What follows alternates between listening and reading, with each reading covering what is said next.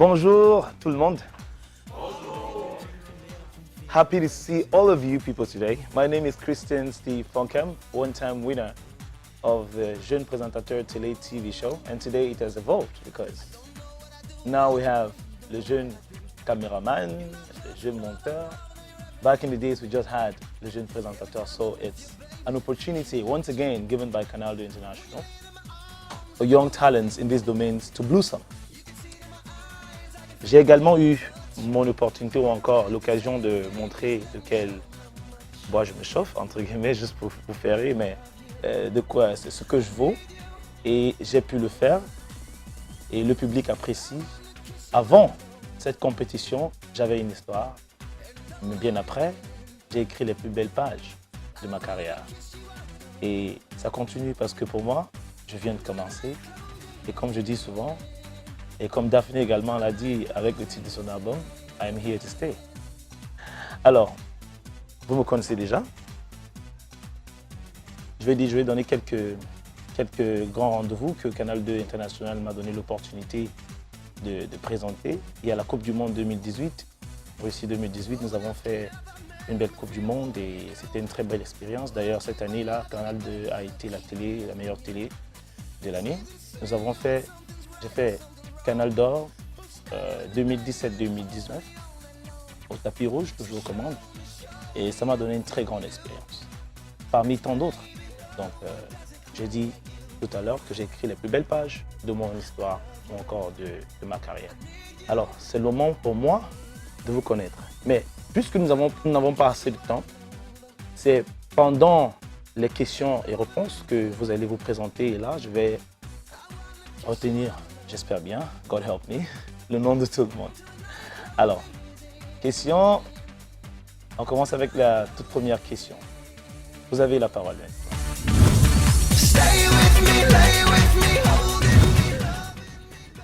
Hi. Hello. I am Subiru Madina. I am here for the contest, Jeune Présentateur. And my question is, how do you get into being an animator or presenter and journalist? Was it the career you first had in mind? Subira, you said Subila, right? Subiru, sorry. First and foremost, I wanted to become a magistrate. That was before I chose communication. Like a child, you know, growing up, we have several dreams. One of my maddest dreams was to be an astronaut. Back in the days, TV just came to Cameroon. And we saw with these Transtel documentaries that were on the CTV back in the days, the first man who went to the moon. And I was like, whoa, I want to go out of this earth. I want to step on the moon. I want to be an astronaut so I can control the whole world. That was one of my dreams. Later on, mommy wanted me to be a doctor. And after that, I became passionate as I grew up and as I went to school, secondary school, in high school, I wanted to be a magistrate and I had chosen that. But somewhere along the line, while I was in secondary school, Form 4, I had my first experience on TV. I appeared on TV for the first time and I presented on TV a slot. From there, people said, you have a talent in communication.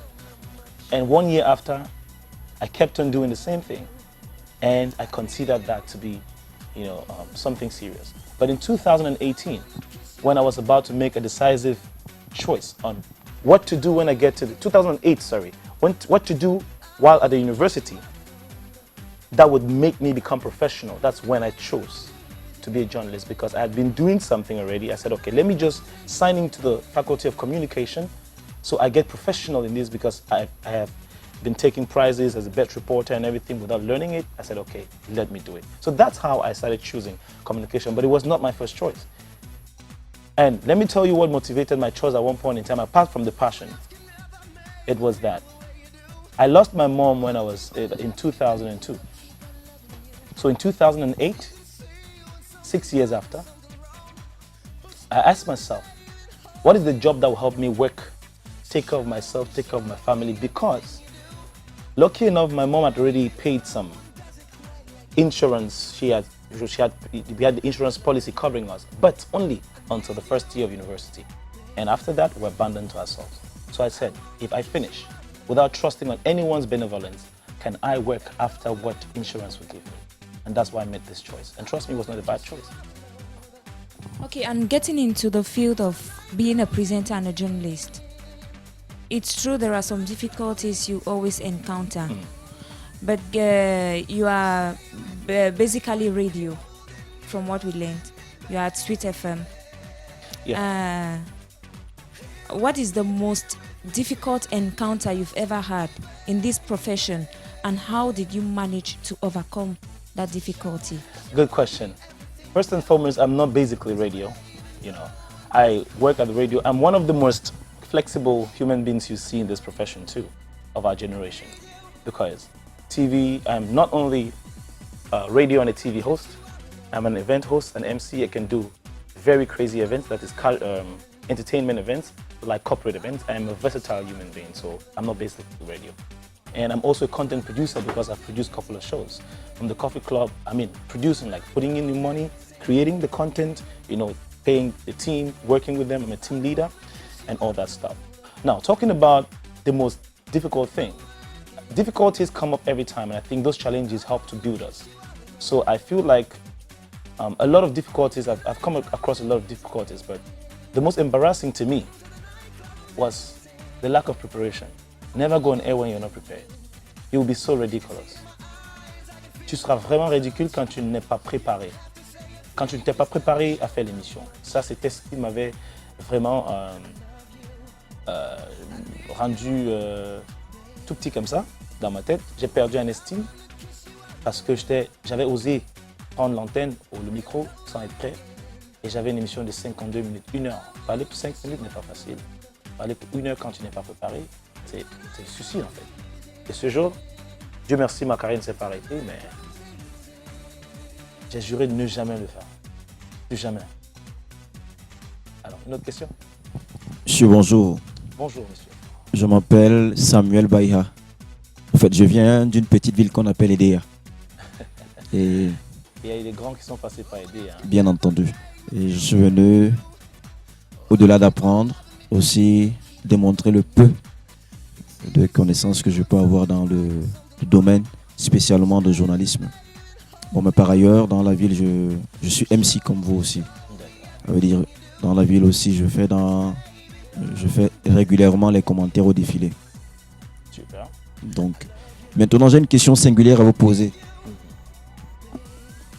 Au début de votre contact avec le métier de journaliste, est-ce que votre démarche était de gagner de l'argent ou simplement donner vie à votre passion qui commençait à brûler en vous? C'est ma première question. Avant même de donner vie, c'était d'abord d'apprendre. J'étais tellement assoiffé d'apprendre. Au maximum. Parce que à l'époque, il y avait des gens qui m'inspiraient beaucoup, et même jusqu'à aujourd'hui, dont je voyais que des modèles. Et j'ai eu l'occasion de bosser avec ces modèles.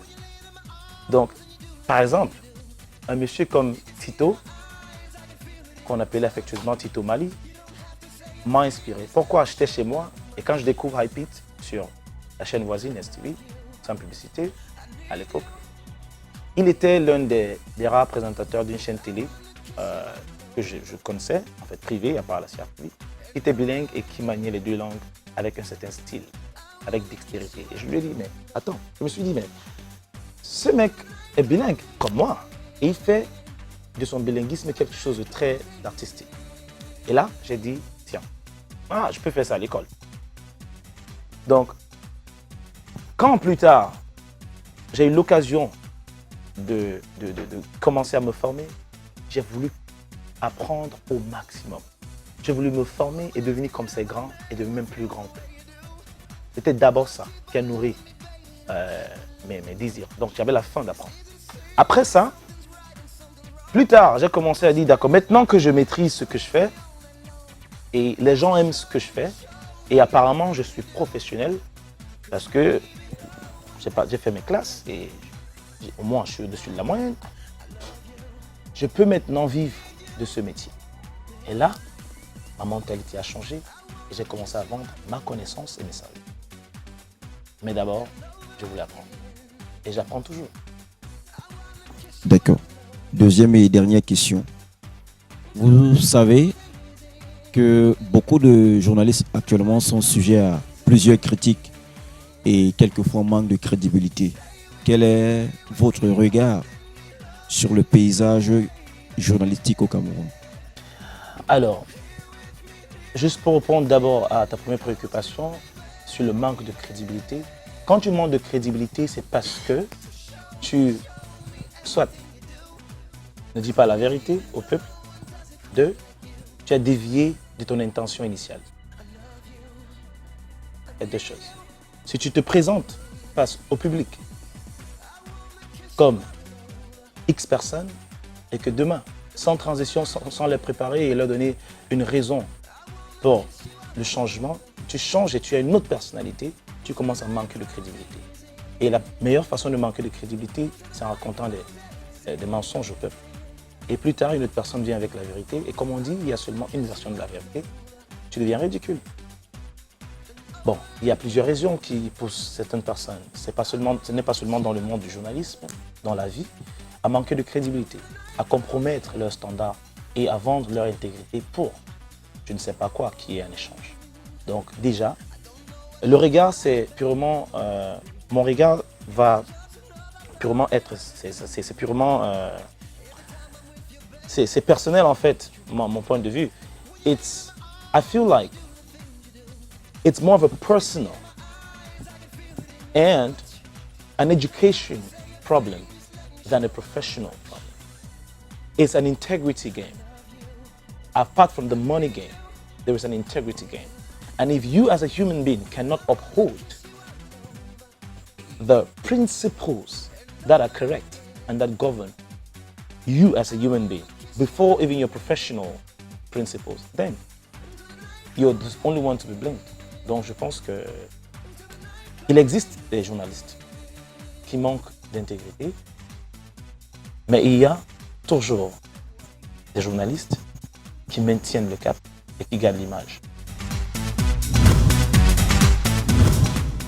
Bonjour Steve. Ok, bonjour. Bonjour, voilà. Ma question est la suivante. Vous avez Votre nom, fait s'il vous plaît?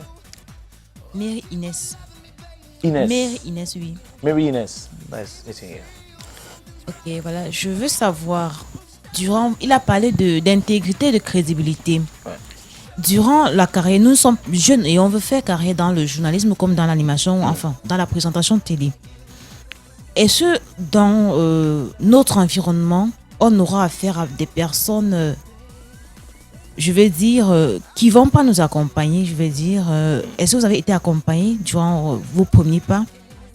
Et avez-vous rencontré des personnes qui vous ont dupé, je veux savoir? Well, je veux dire, accompagner, c'est un mot vraiment vaste. Donc, ça dépend de l'accompagnement. Mais moi, j'ai été accompagné dans l'apprentissage. Comme j'ai dit, ça dépend aussi de ton objectif. Qu'est-ce que tu veux dans cette profession? Ce que tu veux attire les gens qui vont t'aider. Les gens qui... Ça va te permettre également de savoir qui est sur la même longueur d'onde que toi ou non. Et il faut être catégorique sur ce que tu veux et tes principes. Le moment où tu commences à compromettre, c'est là où tu vas rencontrer des choses qui vont davantage compromettre ou compliquer ta vie. Mais en fait, j'ai été accompagné pour ma part par des aînés parce que je me suis trouvé dans le bon endroit également, où il y avait des gens qui bossaient. Et moi, je me suis intéressé au travail. Et que ça. Je ne voulais pas voir ce qui était au-delà de ce qui m'intéressait. Donc moi, je me suis focalisé sur le travail. Et à chaque fois que je veux apprendre quelque chose, je vais coincer un aîné dans le couloir. S'il vous plaît, vous m'apprendre ceci, qu'est-ce qu'on dit, comment on fait ci, X. Et à l'époque, on n'utilisait pas vraiment les réseaux sociaux, ce n'était pas comme aujourd'hui. Maintenant, c'est plus facile. On te dit, va taper, faire telle recherche. Avant, il fallait aller dans les cybercafés, payer de longues heures pour faire des recherches avec la connexion qui ramait à un moment donné.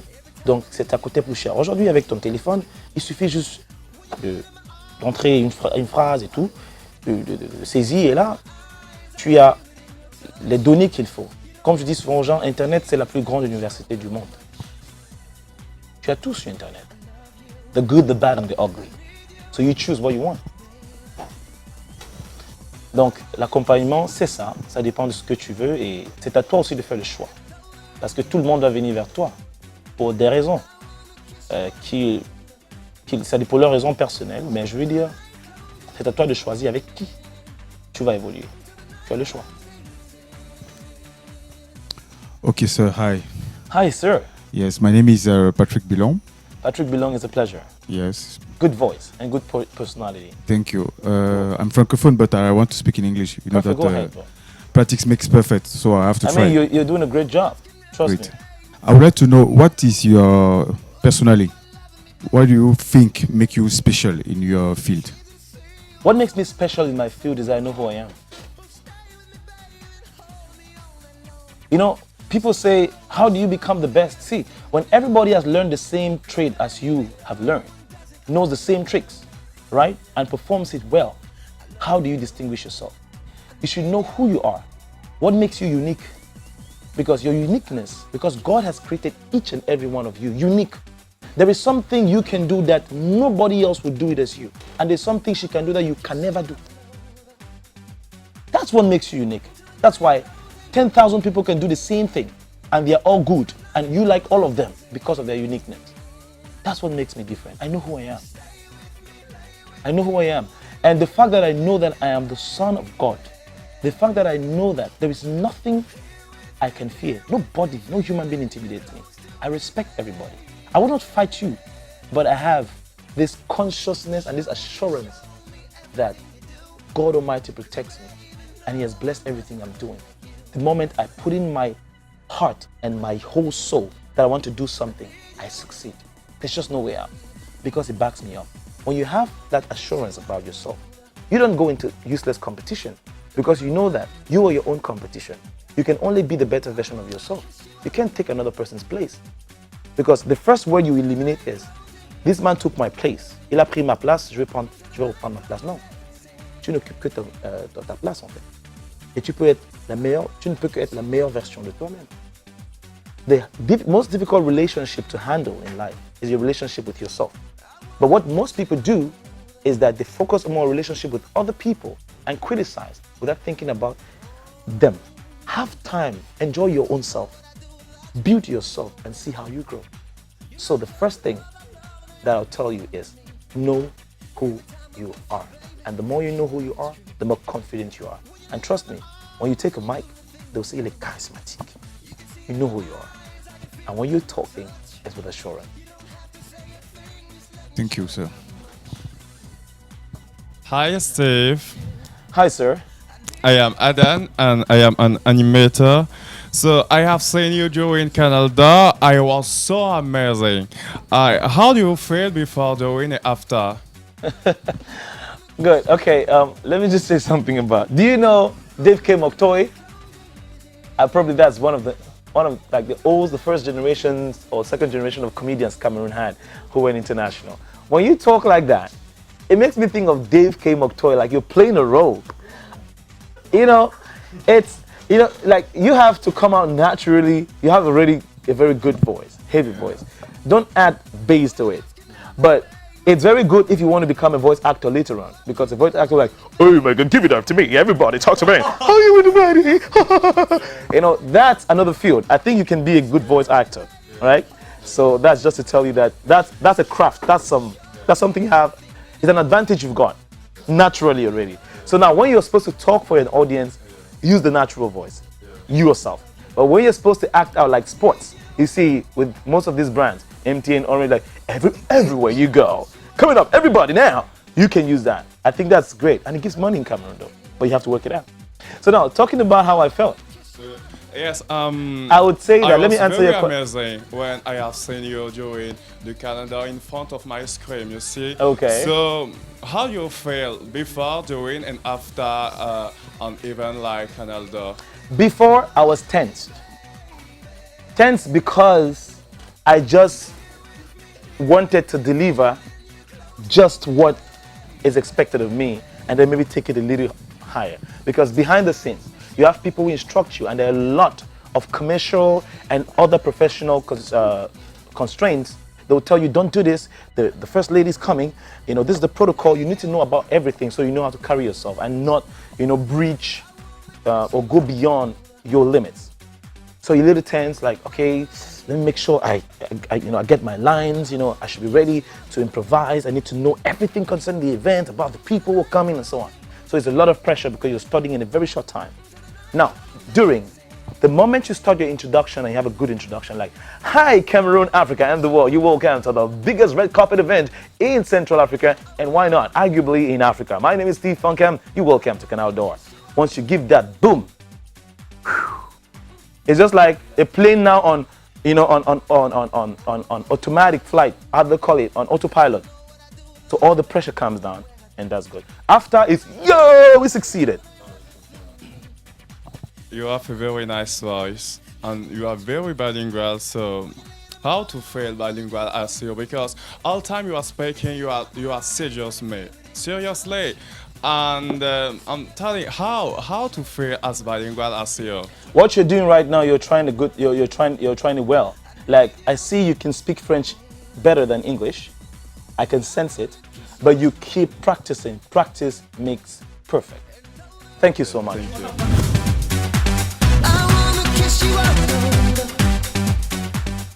Question. Ok.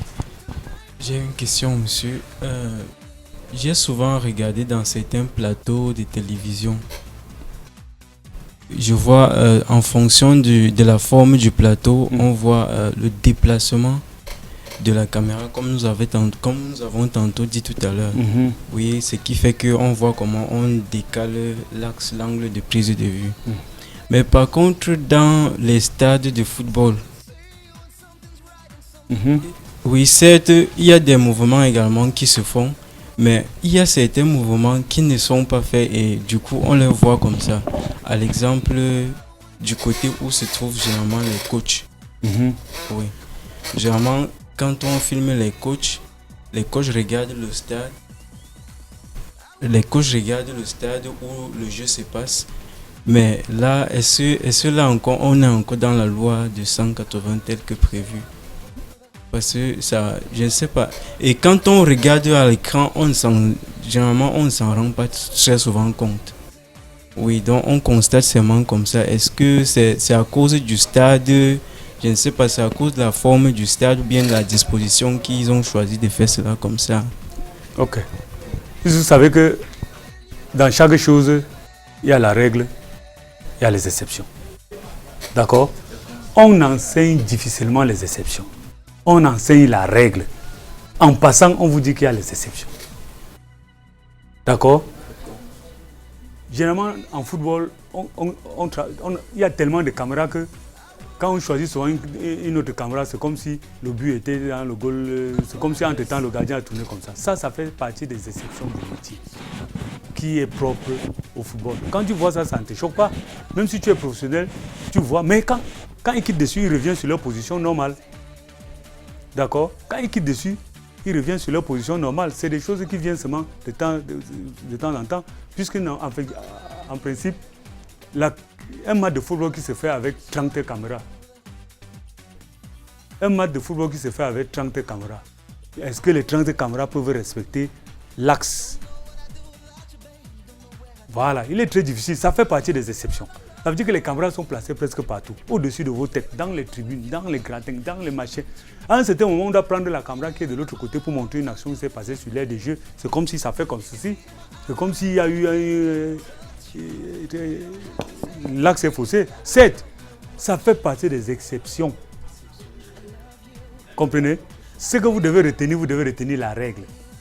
Même à l'école, on vous donne une loi grammaticale, mais il y a des exceptions.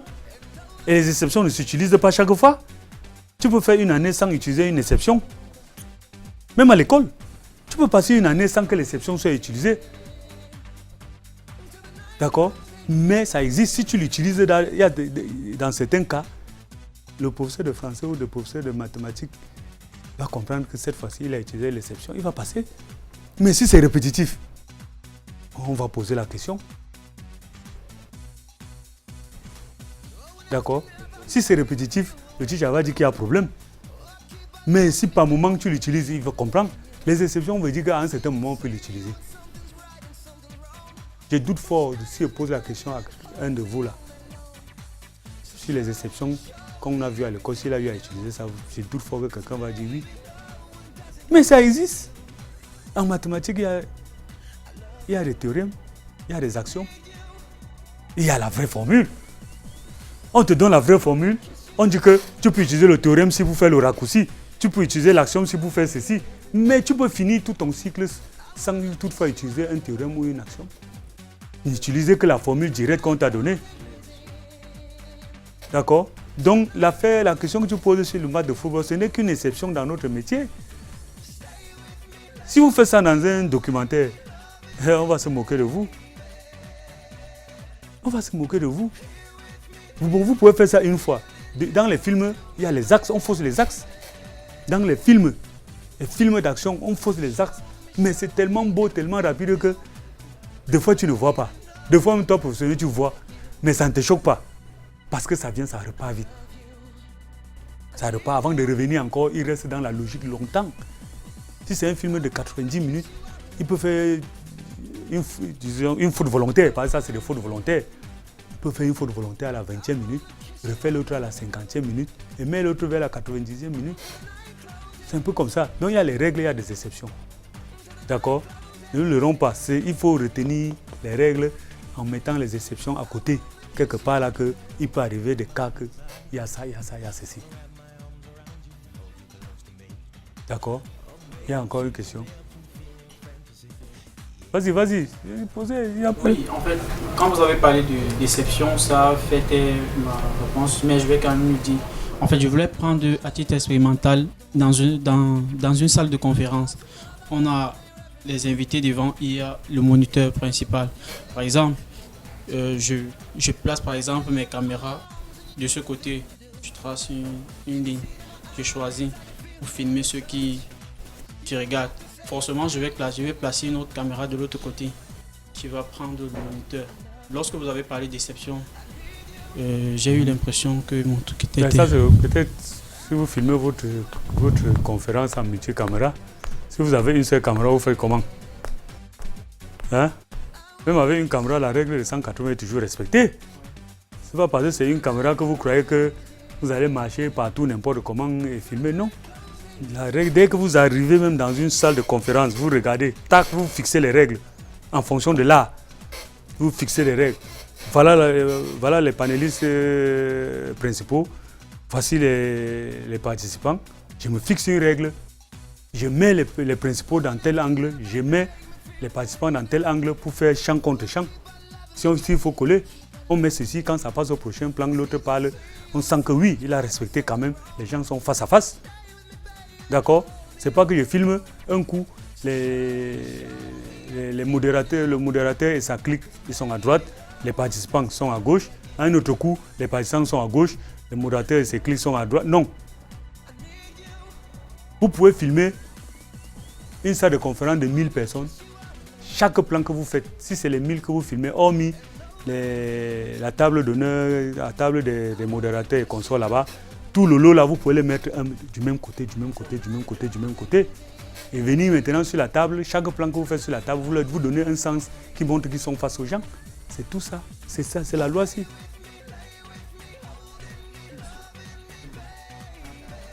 Parce que poser ma question, mais je veux juste un peu mieux savoir.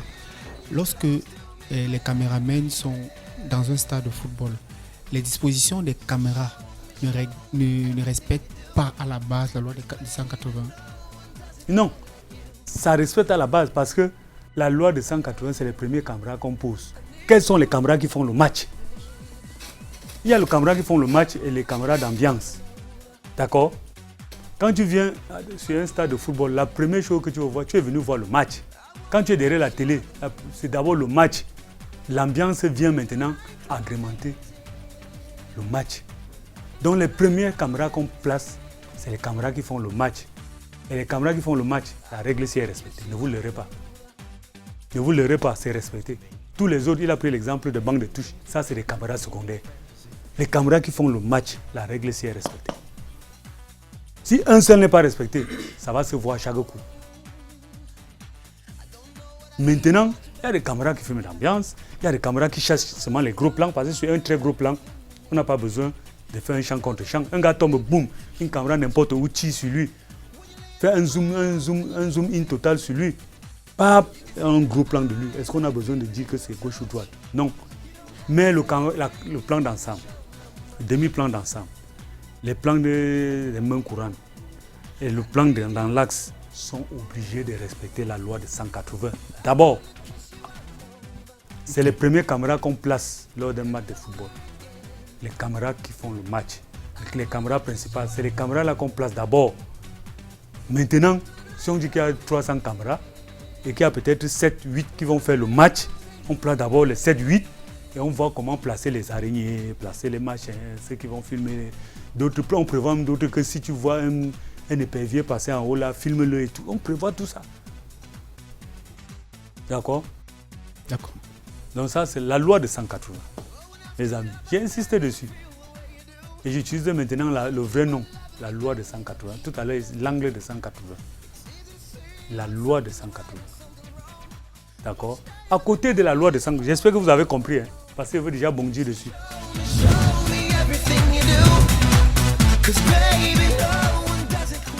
À côté de la loi de 180 aujourd'hui, on avait, à côté de l'angle de 180, on avait l'angle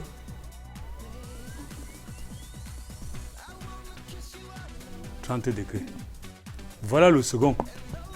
Aussi important. Aussi important. Parce que la notion de raccord intervient. Aussi important, l'angle de 30 degrés. Pourquoi? Si nous avons un sujet ici,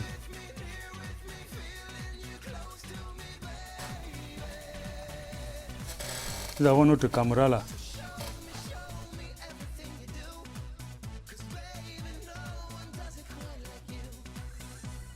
P1, position 1. Lui, il doit se déplacer comme ça, se positionner peut-être ici. En P2, position 2. Entre-temps, entre ici et là,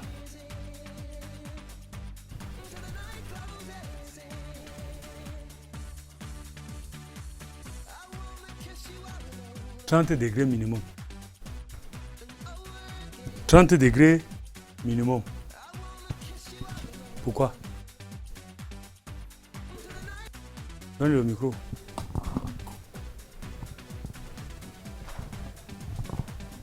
S'il vous plaît, monsieur, expliquez un peu bien la question. J'ai position ici. Monsieur. Voici ma caméra. D'accord? Monsieur. Qui filme le sujet ici. Or, lui, il doit se déplacer. Il doit se déplacer. D'accord? Maintenant, il quitte de la position 1 à la position 2. Le décalage ici, minimum 30 degrés. Pourquoi? Oui, minimum, on garde minimum 30 degrés pour préserver la zone de netteté du sujet. En fait, c'est pour éviter les sauts d'image. Généralement, quand un sujet quitte d'une position A à une position B, si l'angle est plus petit que 30 degrés, l'image là ne va pas se coller. L'image là ne pourra jamais se coller. Sauf si tu forces de le coller. D'accord? Si tu quittes d'une position A à une position B, on te dit minimum 30 degrés. L'expérience a montré que si tu as moins de 30 degrés, il y a ce qu'on appelle un saut d'image. Il y a le jump. Tu as vu la notion de jump cut? Il y aura un jump cut. Donc pour éviter le jump, il faut décaler au moins 30 degrés. À 30 degrés, c'est déjà bon. À 32, 33, 34, 35, 40, 40. Donc lui peut revenir encore jusqu'à se retrouver sa position ici qui est à 180. Donc entre là. C'est pour cela qu'aujourd'hui, là, les 90, les 45 ne nous intéressaient pas trop. D'accord? S'il est ici et qu'il doit revenir jusqu'ici, tout le trajet, si tu dois l'arrêter à un niveau pour filmer, il ne doit pas quitter ce mètre peut-être à 25 quelque part ici. Si lui, il est quelque part ici à 25, il y aura saut d'image. Ça veut dire que si c'est moi qu'on me filme comme ça, après je me déplace ici, on va encore filmer. Quand on va coller les deux, tu vas voir qu'il y aura un truc comme ça. Le même problème de saut d'image revient sur les valeurs de plan. Donc la notion de saut n'est pas seulement sur les valeurs de plan, c'est aussi sur le décalage, sur l'écart qu'il faut. Si tu veux passer d'un plan à l'autre en déplacement, il faut minimum 30 degrés.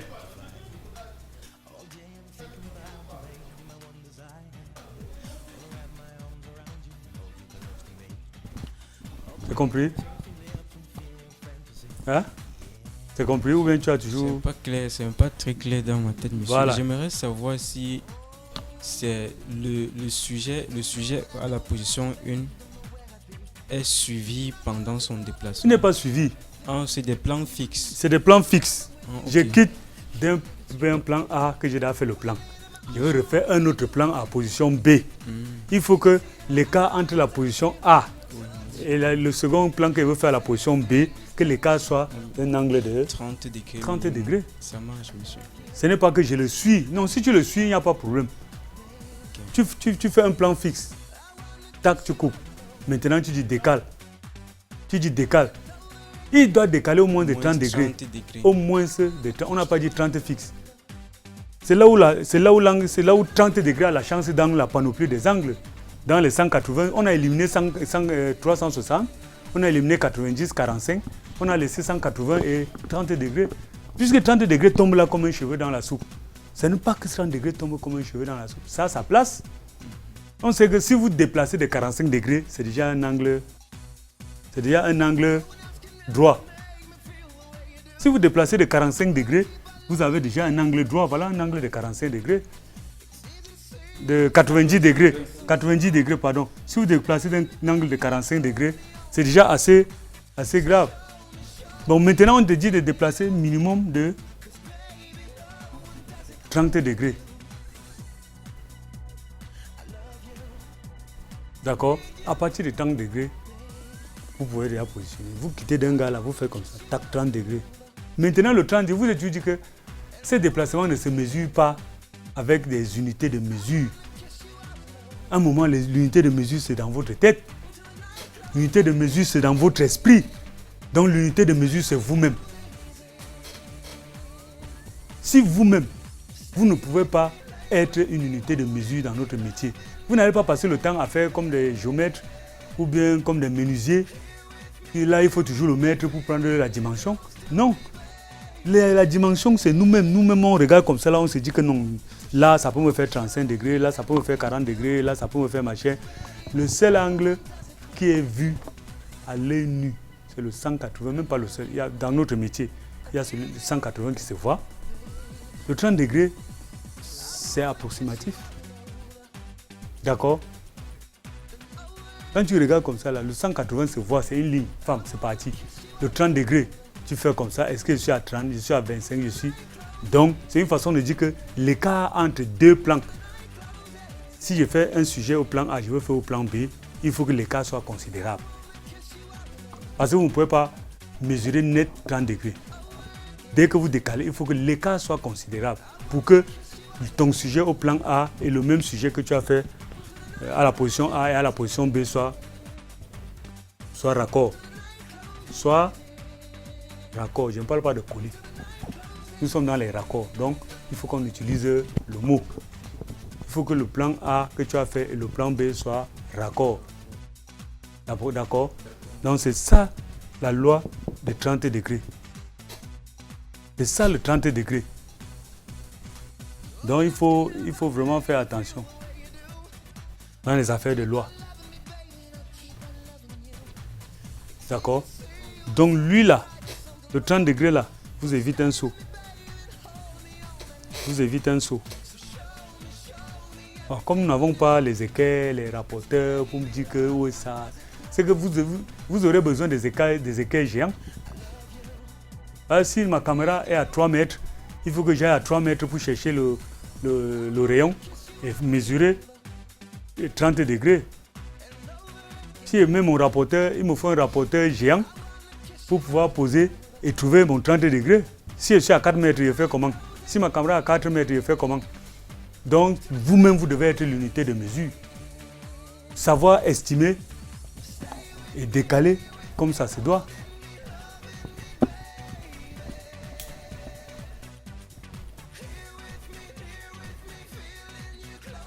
D'accord? Il y a ambiguïté encore quelque part. Hein?